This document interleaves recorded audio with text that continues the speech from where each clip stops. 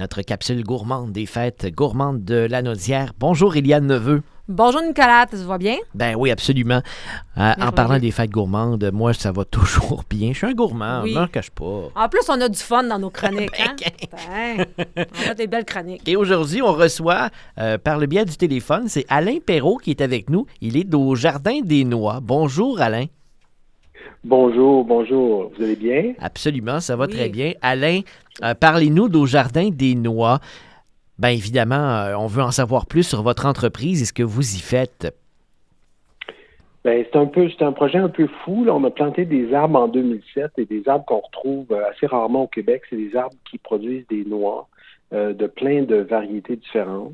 Puis, depuis environ 6-7 ans, on a une boutique agro-touristique située à Saint-Ambroise-de-Kildare où on reçoit les clients et puis on propose ces noix-là qui sont uniques au goût là, aux clients qui viennent nous visiter et qui en profitent justement pour aller voir ce qu'on appelle la noiseraie, donc une plantation d'arbres à noix qui est directement au Québec, là, qui est un phénomène rare. Comment ça vous est venu, cette idée-là, Alain Perrault? En fait, on voulait innover en agriculture et on voulait une production qui n'est pas nécessairement qui est la plus respectueuse de l'environnement possible et aussi qui est un peu inspirée de la forêt. Parce qu'on aime beaucoup tout ce qui vient de la forêt, autant champignons, produits comestibles sauvages et autres. Et l'idée d'avoir comme l'équivalent d'un verger là, ou d'une plantation permanente qui produit à chaque année une belle protéine végétale, pour nous a énormément stimulés.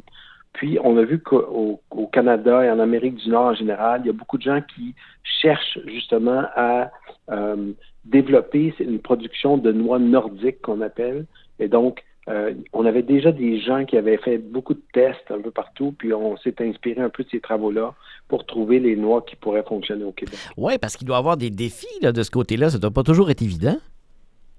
Effectivement, puis il y a un facteur chance, là, c'est-à-dire qu'on essaie des choses, certaines choses fonctionnent, d'autres moins. Puis avec la patience, puis un peu la persévérance qui est sur le bord de la folie, là, on arrive à avoir une production quand même intéressante, là, surtout de noyer noir et de noisettes pour l'instant. Donc, c'est probablement ces variétés-là qu'on retrouve en plus grand nombre et qu'on pourra voir déguster aussi aux fêtes gourmandes cet été. Exactement. Puis aussi, notre approche est unique dans le sens où on favorise beaucoup ce qu'on appelle le surcyclage, c'est-à-dire dès qu'on a un sous-produit de notre production, on essaie de le valoriser en un produit nouveau à valeur ajoutée, comme par exemple, lorsqu'on casse les noix, il y a beaucoup de poudre de noix qui se retrouve à la sortie du casse-noix. Puis cette poudre-là, on la presse pour faire une huile qui est absolument magnifique. Wow. Donc, avec les huiles, ensuite, on fait des vinaigrettes et autres. On fait même de la farine de noix.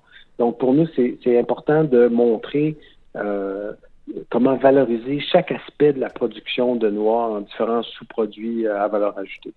Alain Perrault, oui, on va vous voir aux fêtes gourmandes cet été, mais est-ce qu'on peut passer directement à Saint-Ambroise aussi pour vous rendre visite?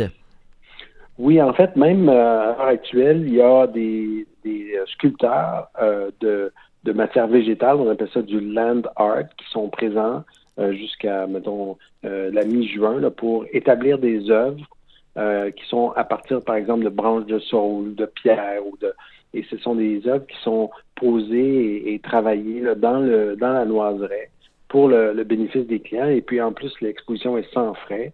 Donc, c'est vraiment intéressant pour les gens de venir découvrir la production de noix, puis aussi en profiter pour avoir un petit bain d'art et de sculpture naturelle. Bien, Alain Perrault au Jardin des Noix, merci d'avoir pris quelques minutes aujourd'hui dans notre capsule gourmande pour nous parler de vos produits. Et on a très, très hâte de vous voir à la mi-août du côté de Saint-Jacques aux Fêtes gourmandes de Lanaudière, 20e édition. Merci, c'est réciproque. Éliane, rappelle-nous les dates exactes. Oui, je vous rappelle les dates exactes. Donc, du 15 au 17, vous pouvez venir rencontrer nos producteurs transformateurs, tout comme le Jardin des Noix qui seront là en grande nouveauté cette année avec nous.